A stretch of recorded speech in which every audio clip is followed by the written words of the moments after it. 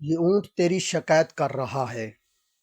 پیغمبر علیہ الصلاۃ والسلام کو اللہ تعالیٰ نے رحمت للعالمین بنا کر مبعوث فرمایا۔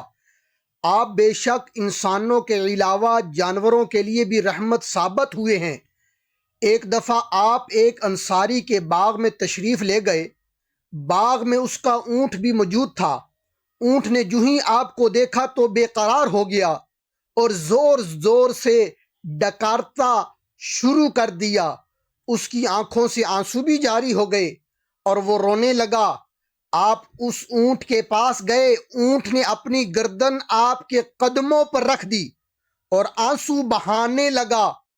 آپ نے اپنا دستے شفقت اس کے سر پر پھیرا تو وہ خاموش ہوا۔ اب آپ نے پوچھا کہ اس اونٹ کا مالک کہاں ہے؟ انصاری نوجوان نے کہا، یا رسول اللہ صلی اللہ علیہ وسلم، یہ میرا اونٹ ہے۔ آپ نے فرمایا، کیا تو اس جانور کے بارے میں خدا سے نہیں ڈرتا جس نے تجھے اس کا مالک بنا کر تجھے اس پر تسلط دیا ہے؟ وہ انصاری حیران ہو گیا۔ آپ نے فرمایا کہ تو اس پر بوجھ زیادہ لادتا ہے اور کھانا کم دیتا ہے۔ انصاری نے اپنی غلطی کا اعتراف کیا اور آئندہ ایسا نہ کرنے کا وعدہ کیا۔ نتائج: آپ تمام جہان کے لیے رحمت تھے۔ جانوروں کے حقوق کا تحفظ اسلامی نظام میں ہے۔